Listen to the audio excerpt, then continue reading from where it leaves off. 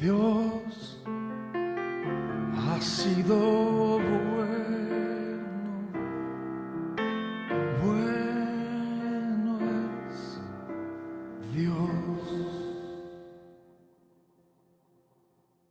Buenos días, tomen asiento, por favor.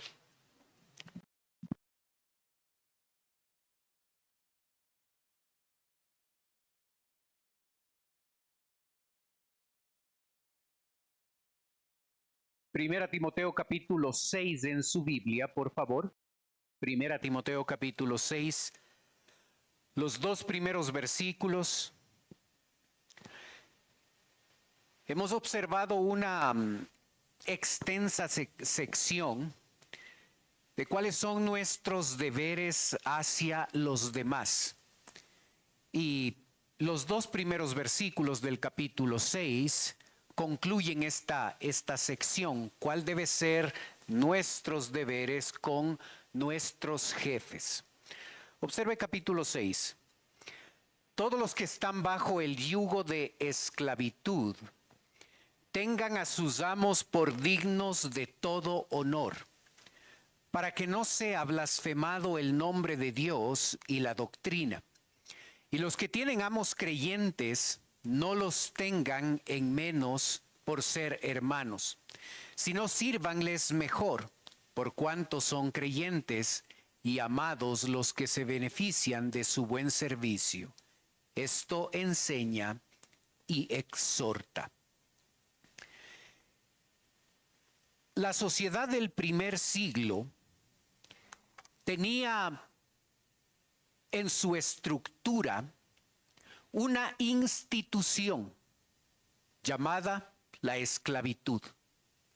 No era solamente un comportamiento equivocado, sino los romanos habían llegado a establecer la esclavitud como una institución. Estaba acostumbrada a esto, esto era la realidad.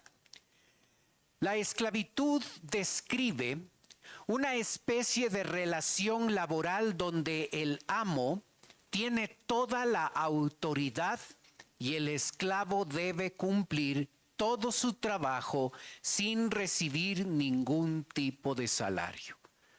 Como esta es la estructura, nosotros podemos desprender principios que nos permiten aplicarlo a nuestro rol como jefes, como empleados. Los esclavos llegaban a cumplir un trabajo no remunerado, pero era parte de lo que a ellos les tocaba hacer. La esclavitud era una realidad para la mayoría de las personas que vivían en el Imperio Romano. Y un dato significativo es que la Biblia no impulsa a los esclavos a rebelarse en contra de esta institución de la esclavitud.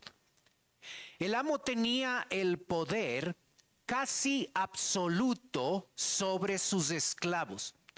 Se estima que en Roma 1/3 de la población estaba compuesta por esclavos. Debemos observar que la esclavitud del primer siglo es diferente a la esclavitud del siglo XV en adelante. En el siglo primero, la esclavitud no estaba en el color de piel, como sí fue una realidad la esclavitud del siglo XV. Podemos nosotros observar que en la esclavitud del primer siglo, nosotros hallamos esclavos que eran doctores, abogados, así como gente pobre. El color de piel no era el factor determinante para esclavizar, como sí ocurrió en el siglo XV. La ley romana no prohibía tratar mal a los esclavos. Los esclavos podían ser condenados a trabajos forzados. Eran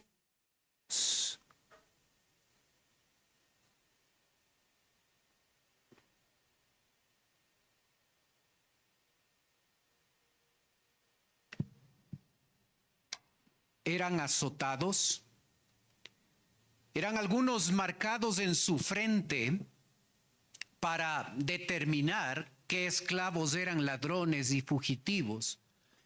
Y el amo podría tener la autoridad de crucificar a los esclavos.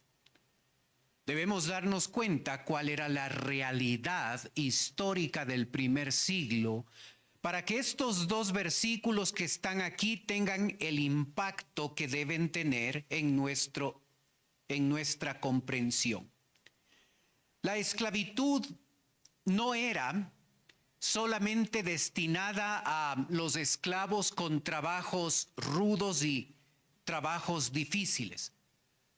Médicos eran esclavos, maestros, músicos, actores, secretarios, mayordomos de la casa a quienes se les esclavizaba para que administren el hogar, y cuando se trataba de esclavos gentiles, los gentiles estaban mucho más desarrollados en cuanto a cultura y en cuanto a intelecto, que los romanos tomaron a los esclavos griegos y los pusieron al frente de su casa para la administración, para la educación de sus hijos. La actitud romana en cuanto a la esclavitud era el hecho de que no necesitamos trabajar. Para eso tenemos a los esclavos. El ciudadano, vivía en una ociosa e ininterrumpida vida sin trabajar. Para eso existían los esclavos. Es importante recalcar que en la ley romana el esclavo era considerado como una cosa.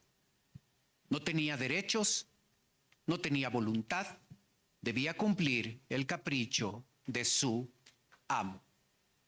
Así es que cuando el texto dice, tengan a sus amos por dignos de todo honor, está incluyendo un concepto y un principio revolucionario para los creyentes que eran esclavos. Porque lo normal era que el esclavo pueda reaccionar ante ese trato que muchas veces era caprichoso, injusto, inapropiado. Pero cuando el esclavo llega a Cristo, se espera que ese cristianismo sea un cristianismo transformador y el esclavo llegue a tener a sus amos por dignos de todo honor. La responsabilidad, el hábito que debía desarrollarse era que este esclavo creyente que había experimentado la transformación de Dios llegue a mostrar una característica que no era usual por parte del esclavo: mostrar respeto, honor ante su esclavizador, ante su amo. Es interesante que en la Biblia la palabra amo usualmente, casi siempre, es la traducción de la palabra griega kurios, que significa Señor. Es lo más común en la Biblia. Veo la palabra amo y sé que atrás de esa palabra amo está la palabra griega kurios, que significa Señor. Excepto en pocos versículos de la Biblia. Aquí tenemos un caso. La palabra que está atrás de nuestra palabra amo es la palabra griega déspota, de donde nosotros tenemos despotes, de donde nosotros tenemos nuestra palabra al español déspota. La palabra déspota en nuestra cultura tiene una connotación negativa. Lo entendemos así. Cuando observamos los pocos versículos donde aparece esta palabra déspota y es aplicada a ciertos amos terrenales, aquí tenemos un ejemplo. Pero las otras veces, las pocas otras veces que aparece esta palabra, es aplicada a Dios. Lucas 2:29, Hechos 4:24, Apocalipsis 6:10. En vez de Dios, es déspota, refiriéndose a Dios, el Padre. Y en 2 de Pedro 2:1 y en Judas 4 aparece la palabra déspota aplicado a Cristo. Y aunque para nosotros la palabra déspota tiene una connotación negativa, la idea aquí de esta palabra es hacer referencia a una persona que tiene la autoridad total sobre un esclavo. Y si lo entiendo así, por supuesto, Dios tiene o Dios debería tener la autoridad total sobre nosotros. Cristo debería ser déspota en el buen sentido de la palabra para nosotros. Él debería tener en nuestra vida toda la autoridad. Así es que cuando el texto usa esta palabra amo allí en el versículo, está haciendo referencia a que la persona, el esclavo, no debe llegar a pasar la autoridad de su amo, aun cuando este amo usualmente era caprichoso, era injusto, trataba de manera incorrecta. ¿Te has quejado por tu trabajo? ¿Te has quejado por el lugar, la empresa donde estás? ¿Has llegado a decir, mi jefe es injusto, me pagan poco, me hacen trabajar mucho, me tratan mal y cosas similares a esas? Recuerda la realidad del primer siglo. A la gente que trabajaba allí, la mayoría esclavos, no tenían un sueldo. Eran esclavos.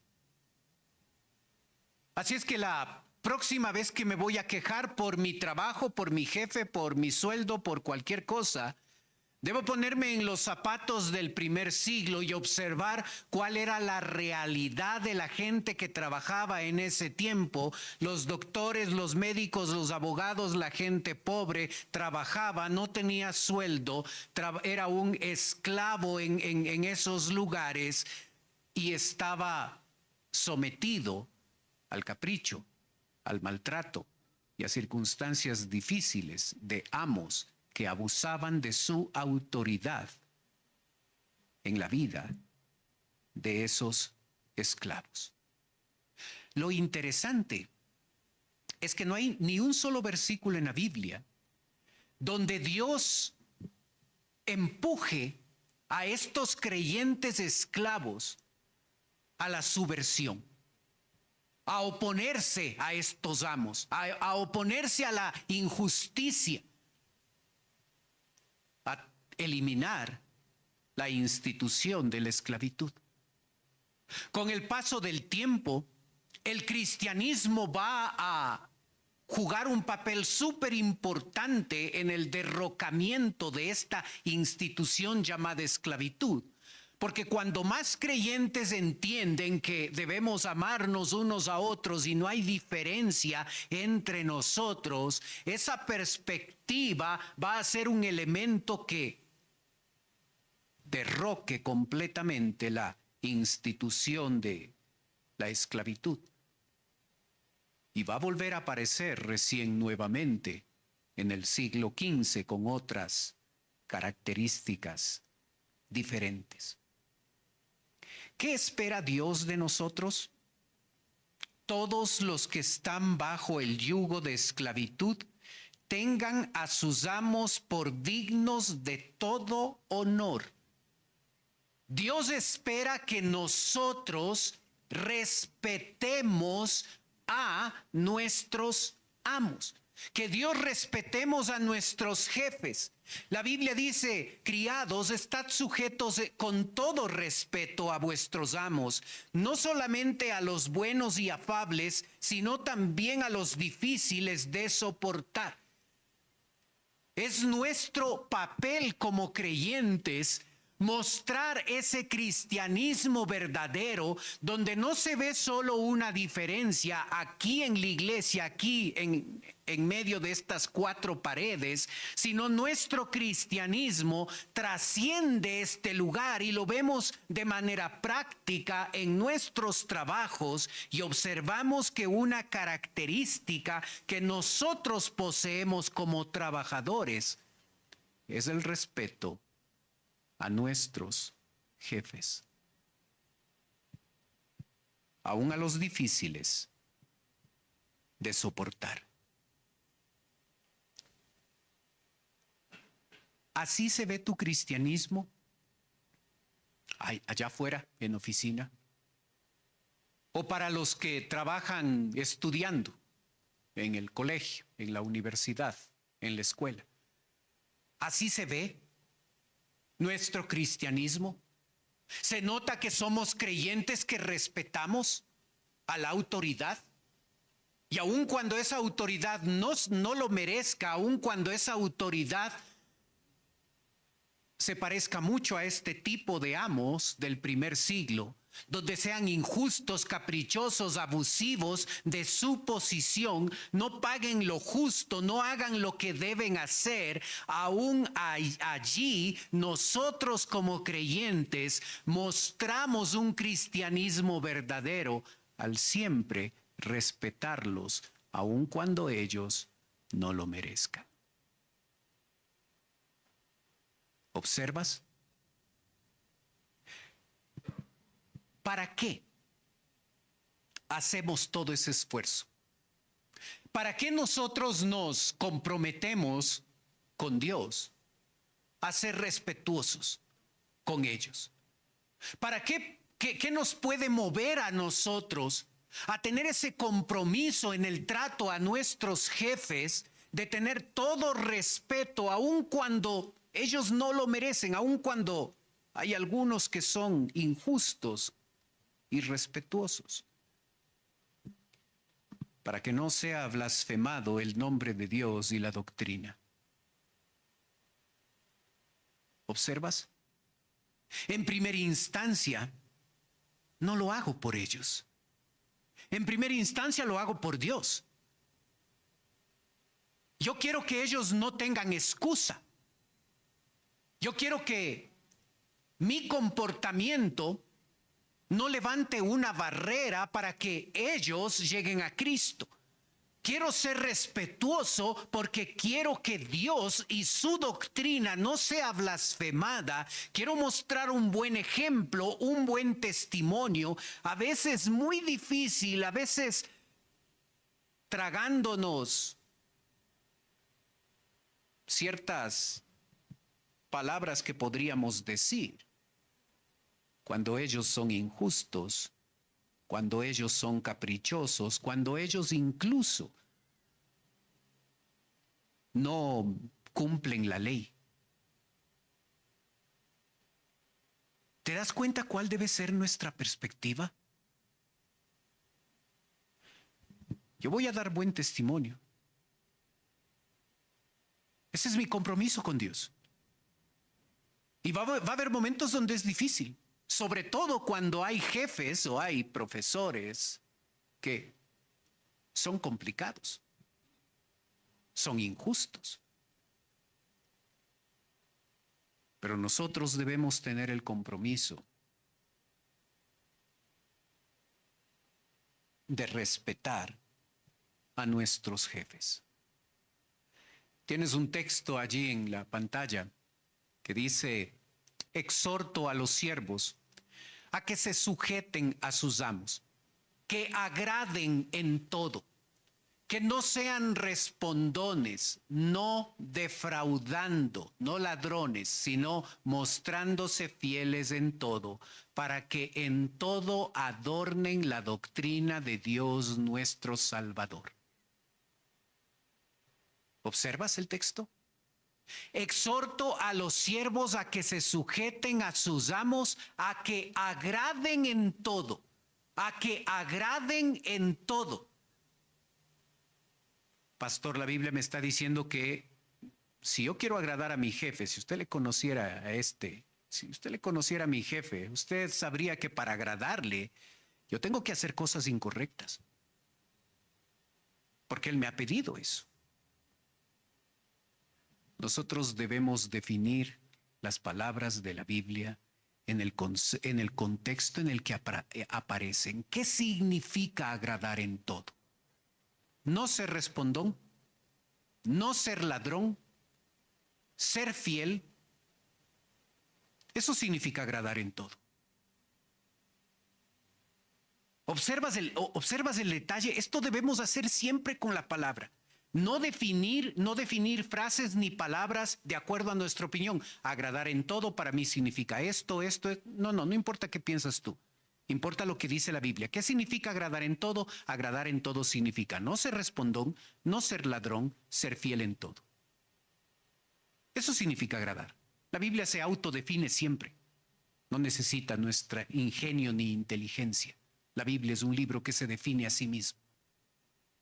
Y cuando yo soy un trabajador así, adorno la doctrina de Cristo. Maquillo la doctrina de Cristo. ¿Has visto lo que hace el maquillaje en tu rostro? Si hay una imperfección, el maquillaje, wow, es tremendo. Tremendo ver a una mujer con maquillaje y sin maquillaje. Parece otra persona. El maquillaje es wow, es tremendo lo que hace el maquillaje. ¿Qué hace el hecho de que yo no sea un trabajador respondón, un trabajador ladrón, un trabajador fiel en todo? ¿Qué hace ese comportamiento? Maquilla, adorna, embellece la doctrina de Cristo. ¿Observas? Así es que tal vez tu jefe no se merece respeto. Es injusto, es un mal jefe, te trata mal, hace cosas equivocadas. Mi enfoque no está en el comportamiento de él. Mi enfoque está en tener un comportamiento tan bueno como trabajador que aun cuando hay injusticia en el trato de mi jefe, yo me he comprometido con Dios a agradar en todo a mi jefe, a no ser respondón, a no ser ladrón, a ser fiel en todos los encargos que mi jefe me da. Porque yo quiero que el evangelio que un día me salvó a mí impacte la vida de mi jefe, impacte la vida de mis compañeros de trabajo. Para los chicos, impacte la vida de tus maestros, impacte la vida de tus compañeros de clase. ¿Observas? No te enfoques en el maltrato que te da tu jefe.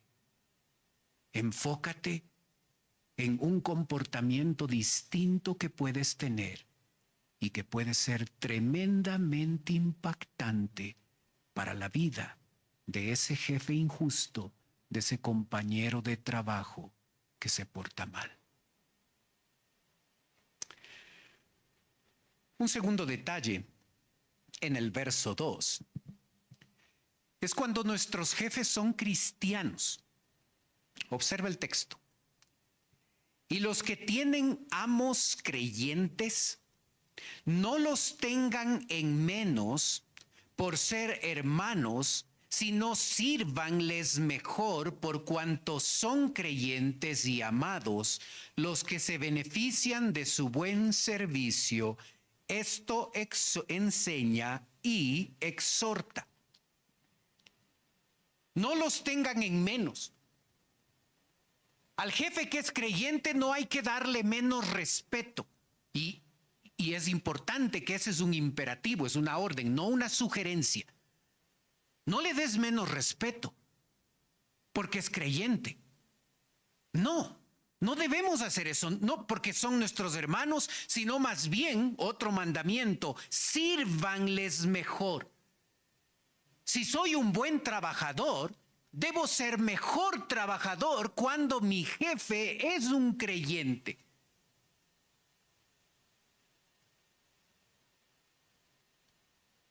¿Observas? Así es que en nuestro trabajo No deberíamos necesitar que nuestros jefes nos estén vigilando, que nuestros jefes nos estén supervisando para que nosotros hagamos lo que es correcto. Fieles en todo, sea que ellos nos miren o sea que ellos no nos miren en nuestro desempeño, nosotros debemos estar comprometidos con la excelencia. Debemos ser excelentes trabajadores, excelentes estudiantes de escuela, de colegio, de universidad. El trabajo que nosotros hacemos debe ser el mejor, porque mientras mejor sea ese trabajo, estoy adornando la doctrina de Cristo. Mi testimonio va a causar un impacto en la vida de la gente allí, en el trabajo. Y si mi jefe es creyente, no voy a tener menos respeto por él. Voy a respetarlo más y voy a servirle mejor. Y tenemos a Cristo, nuestro modelo de servicio. Así es que es importante que nuestro desempeño sea correcto, sea adecuado. Al final del verso 2, Pablo termina con 2 mandamientos más. Enseña y exhorta. 2 mandamientos. 2 palabras que pueden parecer sinónimas, pero cada una de ellas tiene un detalle importante. Enseña tiene que ver con el aspecto intelectual. Pablo quería que Timoteo enseñe a los creyentes estos conceptos y estos principios que nosotros estamos escuchando. Y luego le dice exhorta, y ese mandamiento ya no apunta al intelecto, ese mandamiento apunta a la voluntad.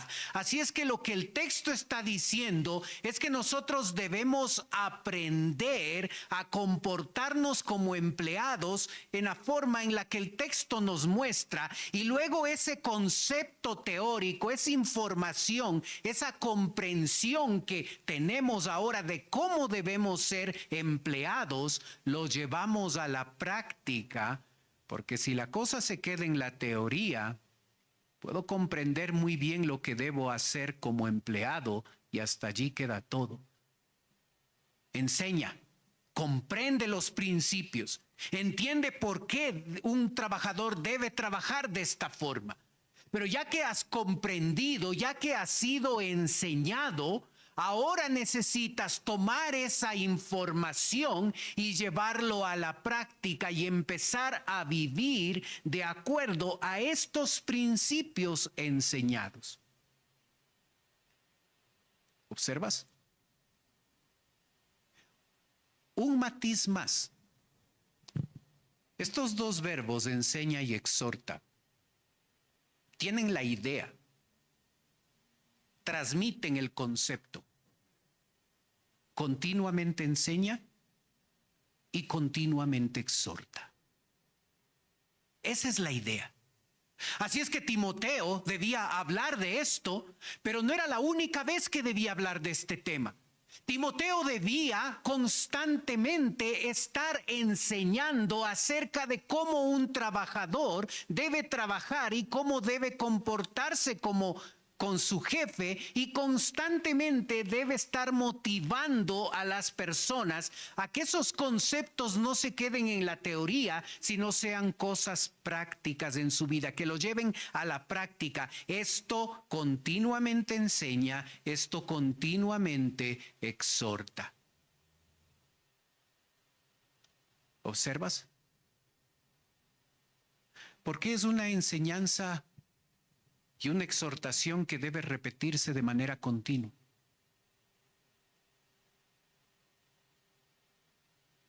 Porque nosotros somos rebeldes. Así es nuestra carne, así es nuestra naturaleza pecaminosa. Nuestra reacción natural cuando un jefe nos trata mal es responder de la misma manera. Cuando un jefe reacciona de mala manera, cuando es injusto, cuando no paga lo que debe pagar, cuando infringe la ley, cuando actúa como actúa, la forma natural es rebelarnos. El creyente, el que cultiva su relación con Dios diariamente, el que temprano se levanta y busca a su Señor y le permite que nos transforme y nos moldee a su imagen, no actúa así. Dios le transforma y ha aprendido a no faltar el respeto a su jefe, aunque éste lo trate de manera injusta.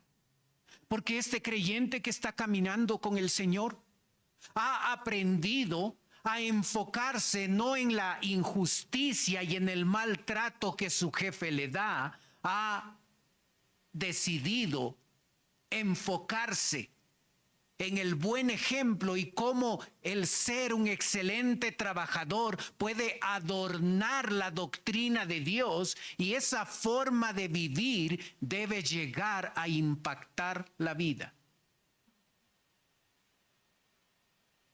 Mientras más difícil sea tu jefe, es más impactante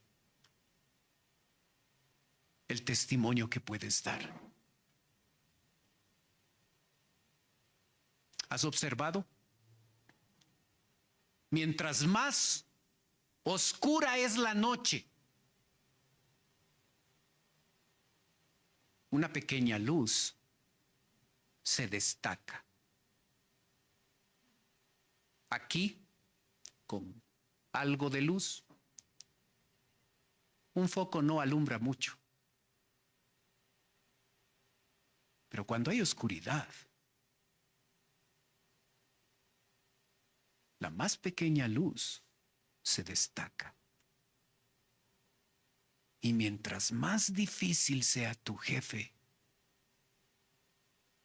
más puedes hacer que la luz de Jesús brille en tu trabajo, en tu escuela, en tu colegio, en tu universidad. Adornemos la doctrina de Cristo. Impactemos a nuestros jefes con el poder de un evangelio que transforma vidas. Oremos.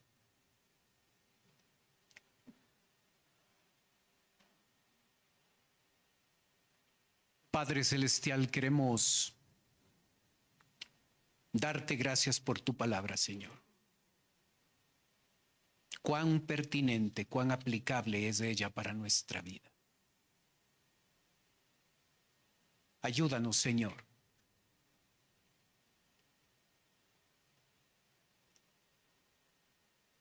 a comprender que el verdadero cristianismo se lo ve fuera de este lugar, allí en la oficina, allí en el aula. Ayúdanos, Señor, a ser ejemplos, a adornar la doctrina del Evangelio, que podamos dar un buen testimonio y que en medio de las dificultades laborales, a veces cosas difíciles con los jefes, con su injusticia, que podamos recordar cómo para los primeros creyentes de ese primer siglo la cosa era muy complicada. Eran esclavos. Ayúdanos a ser ejemplo, ser testimonio, a enfocarnos no en las injusticias de nuestros jefes, a enfocarnos en tener respeto y dar un buen testimonio para que tu evangelio impacte la vida de esos jefes, de esas personas, Señor. Pedimos tu bendición en la aplicación de tu palabra. Mientras usted continúa orando, por favor. Puede ser que esta mañana nos está visitando alguien por primera vez. Y si ese es su caso, y usted quiere permitirme orar por usted, mientras los demás tienen sus ojos cerrados, usted puede levantar su mano. Con eso me dice: pastor, vengo por primera vez.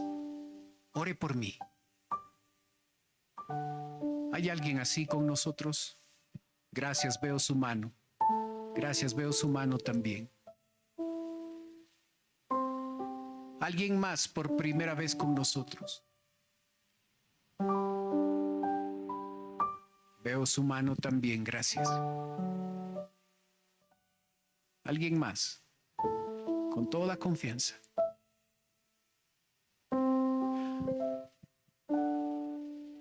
Para las personas que nos visitan, en un momento voy a orar por usted, como le dije. Quisiera ofrecerle algo más.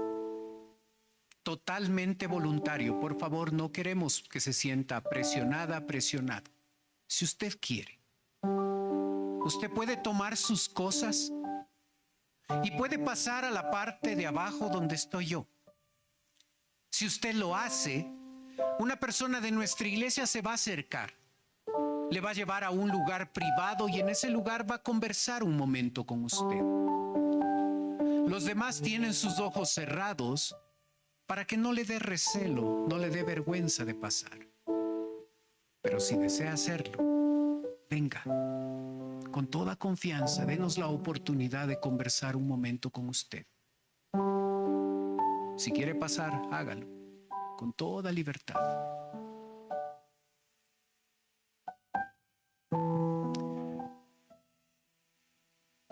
Padre Celestial, te doy gracias por las personas que nos visitan. Señor, tú conoces sus motivos de oración. Y yo ruego que conforme a tu voluntad tú seas respondiendo esas oraciones. Padre, si alguno de ellos todavía no te conoce como Salvador, yo ruego que hoy sea el día de salvación. Te ruego por nosotros, tus hijos, Señor. Ayúdanos a entender que nuestro cristianismo debe marcar una diferencia afuera de este lugar, frente a jefes difíciles, injustos, profesores que abusan de su autoridad. Ayúdanos a mostrar un buen testimonio, a no enfocarnos en sus injusticias, a enfocarnos en lo que nosotros podemos hacer, en el respeto que debemos dar, en la fidelidad en nuestro cumplimiento laboral, para que así tu palabra pueda ser adornada e impacte esa vida y les lleve a Cristo. Ayúdanos a recordar. Ayúdanos en esos momentos de rebeldía, en esos momentos donde pensamos, esto es injusto, no me merezco este trato. Ayúdanos a enfocarnos en ti y en mostrar un buen testimonio. Pedimos tu bendición, Señor. Oramos en el nombre de Cristo Jesús. Amén. Dios ha sido bueno, bueno es Dios.